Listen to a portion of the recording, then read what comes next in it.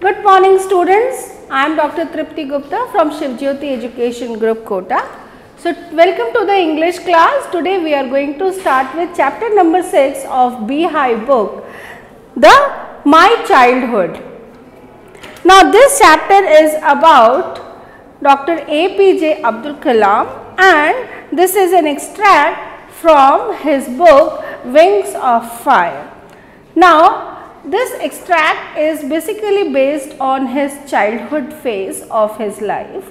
Now, before moving to this chapter is an autobiography of Dr. APJ Abdul Kalam. So, we understand autobiographies are written by the person himself. Now, so this chapter, My Childhood, it talks about. Now first let us look about the book. We will go through the book chapter line by line. So let us see here the chapter. So students, My Childhood. This is an extract taken from the biography of APJ Abdul Kalam, Wings of Fire. He was a great scientist and also the 14th President of India. He was born in a middle class Muslim family in 1931 in the island town of Rameshwaram, Tamil Nadu. Now in his childhood he was greatly influenced by his parents, his teachers and his friends. His father Jainul Abdin was not highly educated person but he was very generous and kind hearted person who was basically a very intellect person, though he was not educated. He was not rich, but he was provided a very secure childhood, and in his childhood he inherited lots of qualities from his parents such as honesty and self-discipline from his father and faith in goodness and deep kindness from his mother.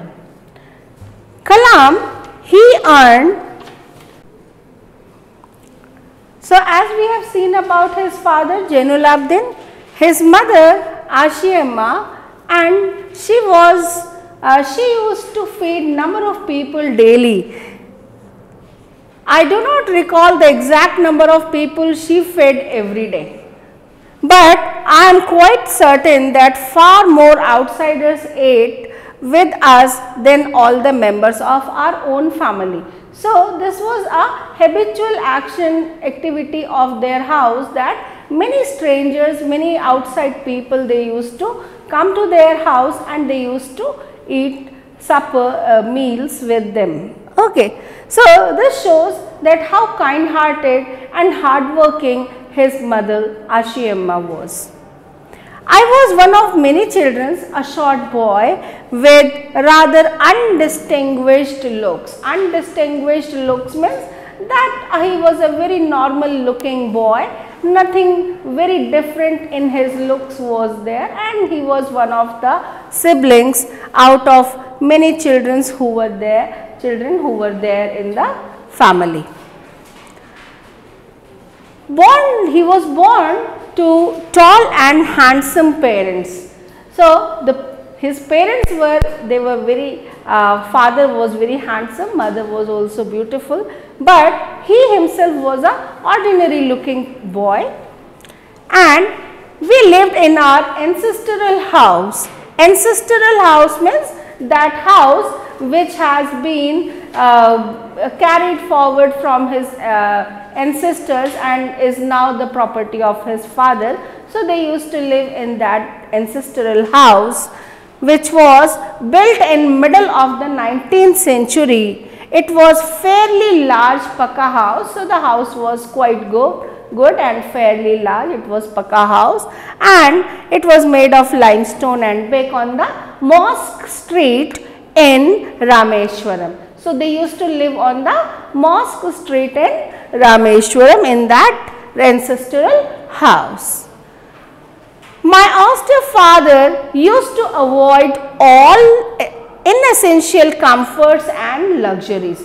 Though all the essential aspects of their life were being carried out properly, they were being given all their basic requirements were being fulfilled, but the luxuries and inessential things were not been there in their lives because they belong to a middle class family.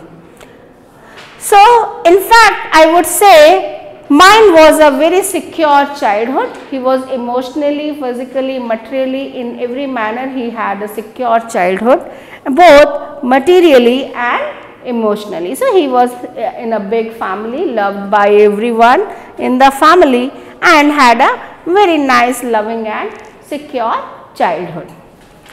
The Second World War broke out in 1939 when I was 8 years old. So, it was the time when Second World War just started, broke out means it started in 1939.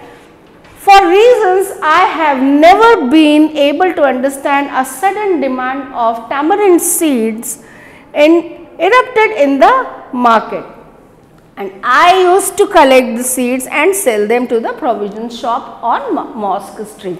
So, this was the very first activity as the economic activity which he started at the age of 8, when he started collecting tamarind seeds, those tamarind seeds which used to drop from the tamarind trees which were in abundance in that area. And he used to collect tamarind seeds and he used to sell those tamarind seeds because they were being immensely required. He is not sure about what was the reason, but there was a great demand. So, he used to sell those tamarind seeds on a kirana store which was there on the Mosque Street, where his house was also situated. Now, a day's collection would fetch me a princely sum of 1 anna. So, he used to earn 1 anna out of selling those tamarind seeds, and this was his first earning which he earned out of selling those tamarind seeds. My brother-in-law Jainul Abidin would tell me stories about war which I would later attempt to trace in the headlines of Dinamani. So, Abdul Kalam's cousin Jainul Abidin, he was into the business of distribution of newspaper, and he used to tell lot of stories of World War II, and Abdul Kalam used to read those headlines from those newspaper which they used to distribute. Okay. Now, Dinamani was the paper, that newspaper which Jainul Abidin used to distribute, and from that newspaper he used to read the headlines to get those stories about World War II. Now, our area being isolated was completely unaffected by war, but soon India was forced to join the Allied forces and something like a state of emergency was declared. So, as we know, Allied forces were the armies of UK, USA, Russia during the World War II, and these forces, since we were the part of UK territory, we were being ruled by Britishers. So, our army also joined the Allied forces and they fought against Germany. Okay. So, these when India joined the World War II, our army joined that war, there was a state of emergency which was declared in the country, and there finally there was impact of war which was seen in India and in Rameshwaram too. The first casualty came in the form of suspension of train halt at Rameshwaram station. So, the train which used to take a halt on Rameshwaram station, it was been suspended, it stopped making a halt on Rameshwaram station. So, now the newspapers now had to be bundled and thrown out of the moving train, and on Rameshwaram road between Rameshwaram and Dhanushkodi. So there was a point between Rameshwaram and Dhanushkodi where there was a road connect, and at that very point the bundle of that newspaper was being thrown out of the train, and somebody was required to collect that bundle of newspaper from the train. Now this was the role of job which was being offered by Jainulabdin to that forced my cousin Shamsuddin, who distributed newspaper in Rameshwaram. So Shamsuddin, another cousin of APJ Kalam, he used to distribute newspaper in Rameshwaram, and so he took a helping hand to catch the bundles of those newspaper, as if naturally I filled the slot. So Abdul Kalam offered his that he will be collecting those bundles of newspaper, and finally he took up this job. Now, so that was his first wages which he earned out of helping his cousin Shamsuddin to collect those bundles. Half a century later, I can still feel the surge of pride in earning my own money for the first time. So that first earning was a matter of pride for Abdul Kalam, that he earned in those early time when with the help of his cousin. So he was still proud of earning those first wages which he earned out of that job. Now, as he describes his childhood further, he was born with some inherited characteristics into specific socio-economic and emotional environment which was trained in certain ways by figures of authority. So, see, you understand the socio-economic scenario of Rameshwaram. Rameshwaram is a Hindu pilgrim place. Okay, it is known for its Shiva temple.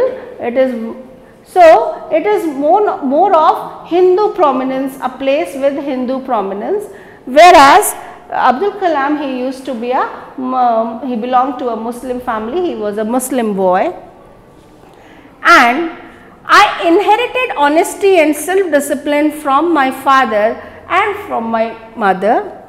I inherited faith in goodness and deep kindness, and so did my 3 brothers and sisters. So he inherited some of the very nice values from his parents, from his father and from his mother, as well as his siblings also, his 3 brothers also.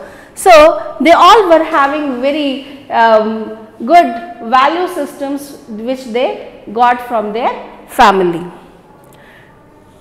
I had 3 close friends in my childhood. So the 3 close friends of Abdul Kalam, they all were Brahmin boys, Ramannatha Shastri, Aravindan and Shiva Prakashan. So all these 3 boys were Brahmin boys which used to be very close friends of Abdul Kalam, and as these children, none of us ever felt any difference amongst ourselves because of our religious differences and upbringings. So all the 3 boys were having a very good bond of friendship amongst them. Okay, and though there were religious differences, there were differences in upbringing, but then too their friendship bond was very strong. Okay. In fact, Ramannatha Shastri was the son of Pakshi Lakshmana Shastri, the high priest of the Rameshwaram temple. So, as I was telling you about Rameshwaram temple, so he was the high priest, that means the most chief priest of that temple, Rameshwaram temple, and there Lakshmana Shastri was the father of Ramannatha Shastri. Now, later he took over the priesthood of Rameshwaram temple. So, after his father, Ramannatha Shastri became the high priest of Rameshwaram temple later on when he was young. Another friend of his, Aravindan, he went into business of arranging transport for visiting pilgrims, and Shiva Prakashan became a catering contractor for the Southern Railways. So, this was how all the 4 friends were being very well settled and they were very successful in their lives.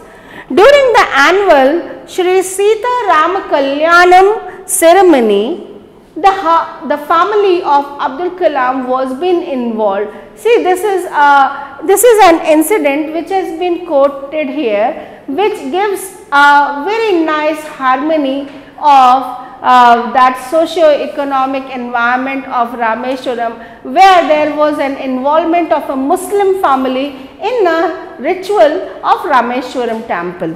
Okay, so their family used to arrange boats with special platform for carrying idols of Lord Rama, and which the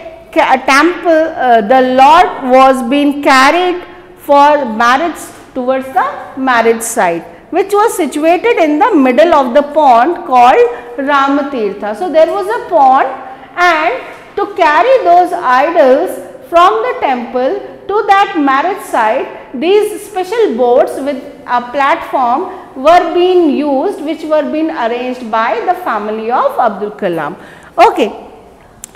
Events from Ramayana and from the life of Prophet were the bedtime stories my mother and grandmother would tell the children in our family. So, the boys were being brought up by telling these bedtime stories from Ramayana and both from Prophet Muhammad's life also. So, this was an upbringing where both the religions were being valued by the family, they were being given an importance by the family. And now, later he describes another incident from his 5th standard, where there was a new teacher in Rameshwaram elementary school, and he used to wear a cap. Abdul Kalam, being a Muslim boy, he used to wear a cap which marked me a Muslim, and I sat in the front row next to Ramannatha Shastri. So, since we know all these were friends, Ramannatha Shastri was a Brahmin boy and he belonged to a priest family, and they were close friends, so they used to sit together, and this was not being accepted by the new teacher. He did not accept that these 2 boys, how can a Brahmin boy of so prestigious family, how can he share a seat with a Muslim boy? This was not being accepted by that new teacher. So, the new teacher could not stomach the Hindu priest's son sitting with the Muslim boy. In accordance with her social ranking, as the new teacher saw it, I was asked to go and sit on the back bench. So, what did the teacher do? He made a discrimination between the boys, and he asked the boys to be sitting separately in the class, and he asked Abdul Kalam to shift from that place and to go and sit at the last bench.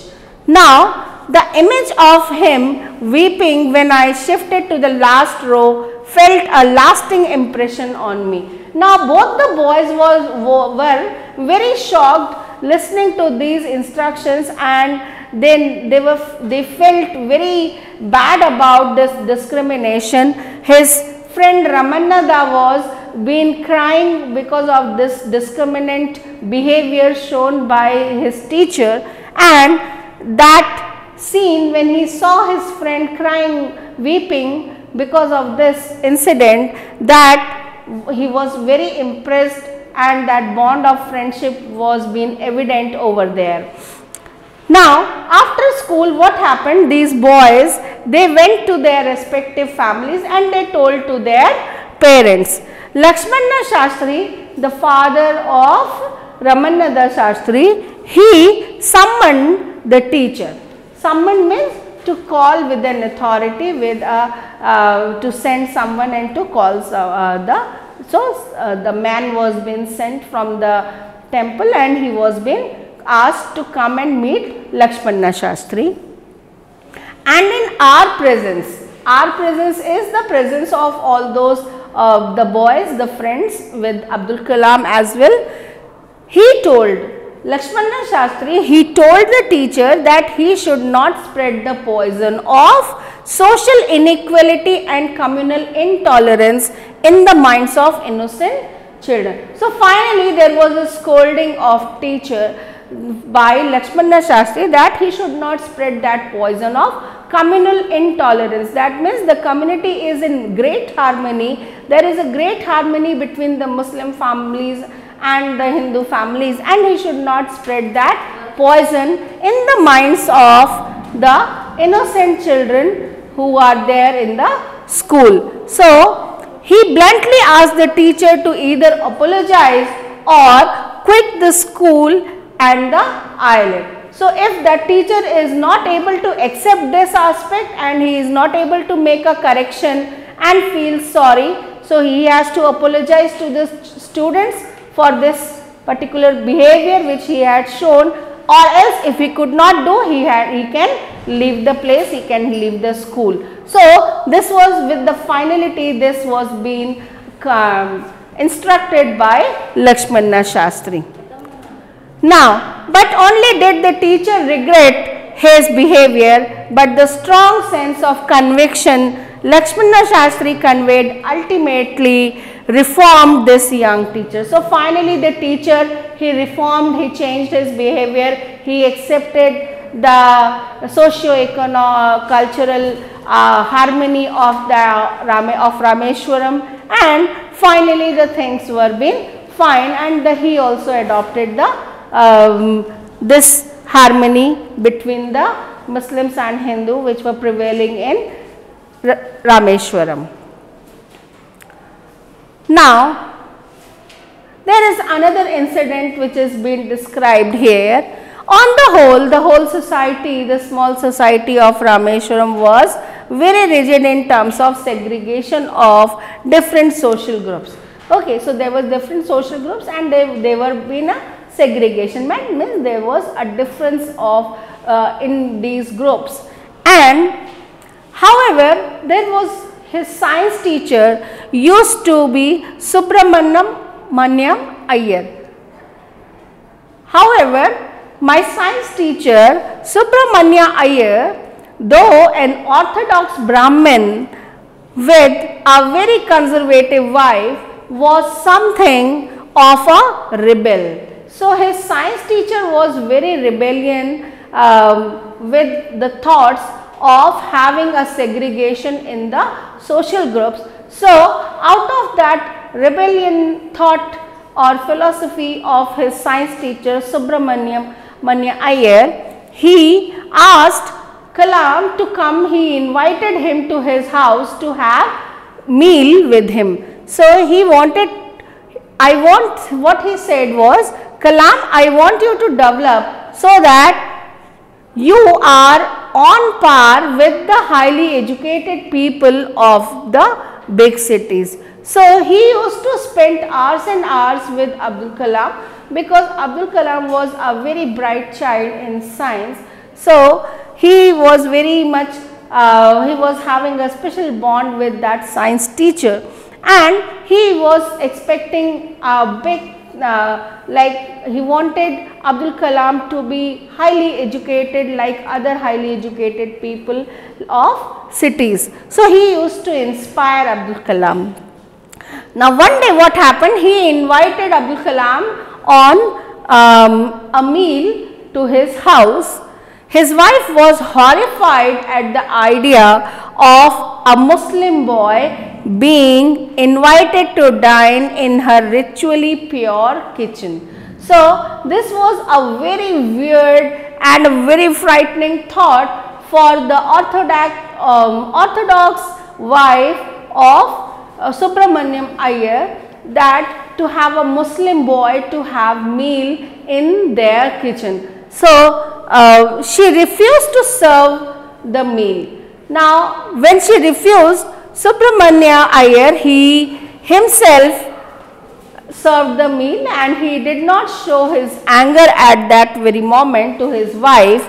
Instead, he served the meal to Abdul Kalam with his own hands, and he sat just beside him and he ate the meal with him. His wife was very keenly watching Abdul Kalam behind the kitchen doors.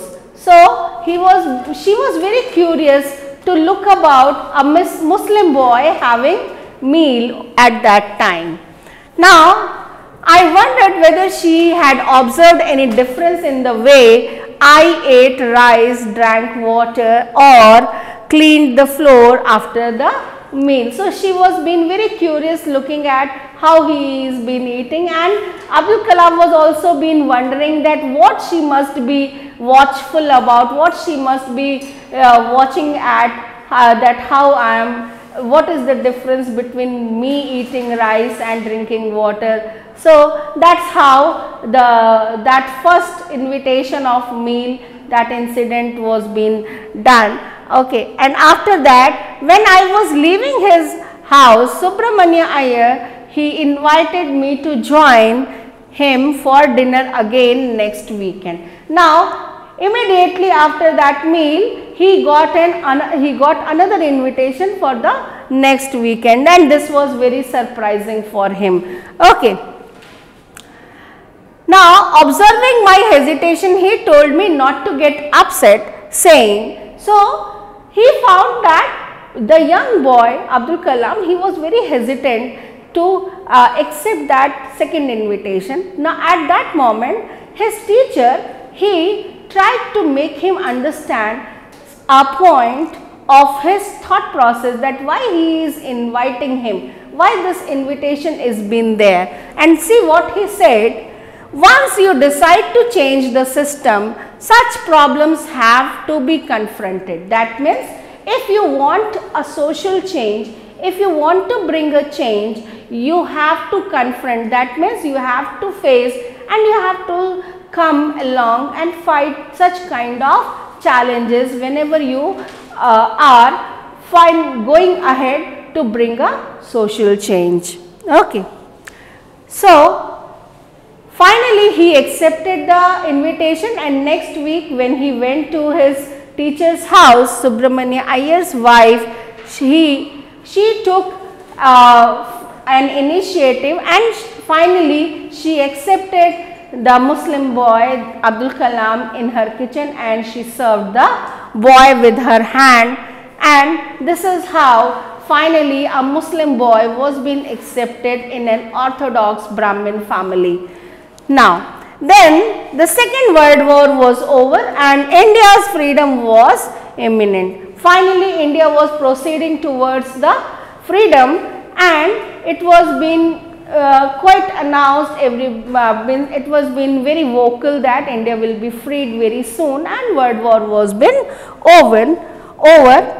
Indians will build their own India. So, this was the basic prologue which was coming out, and it was the dialogue which used to be said by everybody, that so the Indians are now going to build their own India by themselves. Okay. So, this was been declared by Gandhiji. The whole country was filled with an unprecedented optimism. Unprecedented means which was never been felt before, and optimism and a very positive set of energy and approach which was being filled there with every person in every corner of the country. Everybody was very excited that they are going to be free very soon. I asked my father for permission to leave Rameshwaram and study at district headquarters in Ramanathapuram. So, now the schooling part of Abdul Kalam was over by these years, and now he wanted a permission from his father to move to the district headquarters so that he can carry forward his higher studies. Now, this was a bit difficult aspect for the family, where nobody has up till now gone out from this town Rameshwaram for higher studies, and his mother was very much worried about Abdul Kalam, that how he will manage in that distinct place and he will carry forward his studies. Now, so he told his wife, he told me as if thinking aloud, Abdul, I know you have to go away to grow. Does the seagull not fly across the sun alone and without a nest? He quoted Khalil Gibran in my hesitant mother. See, the mother was hesitant, as I told you, and he was trying to give a thought, an approach to his mother also, that see, now you have grown up, as you need to go away so that you can grow further, you can meet out your dreams, you can really live up your life. So, does the seagull not fly across the sun? See, he is trying to give an example, an instance of seagull, which is a bird which you can find near the coastal areas. Okay. So, you can find that seagull, it starts flying alone when it is grown up and when it leaves the nest. So, his departure from his family was being described in this manner, and he was trying to console his wife that do not restrict your boy to grow further and allow him to move for higher studies. Now, your children are not your children. So, he is trying to make her understand that see, your children are not only your children, though they are your son and daughter, but then too they have their own individuality. Okay. They are the sons and daughters of life longing for itself. So, they have their own longings, their own wishes, intentions and aspirations and dreams in their lives, and let them to live their dreams and aspirations. Okay. So, they come through you but not from you. So, you are the mother, you have given birth to them, but they are not the part of you. They are an individual, and let them to be an individual. So, finally, he was giving his thoughts, he was trying to make her understand that you may give your love but not your thoughts. Your wisdom is your wisdom. Let them develop, let them grow and develop their own wisdom. You can give your love and affection to your son and daughter, but don't try to give your wisdom. Let them develop, let them grow with their own wisdom and intelligence, for they have their own thoughts. So, with these own thoughts, let them develop as an individual. So, this is how finally Abdul Kalam got permission from his family and he moved further for his higher studies. Now, with this, finally the chapter ends here, and his childhood was no more further, and he was a grown up boy who was taking his higher education. Now, students, seen all the various concepts and understood the various key points of this chapter. I hope you will be able to understand this. So, prepare the chapter well and go through the PDF which has been there with this chapter. So, students, we will clear out the various doubts and queries along with this chapter, whatever come across in your mind in the live session. So, students, thank you for attending the video.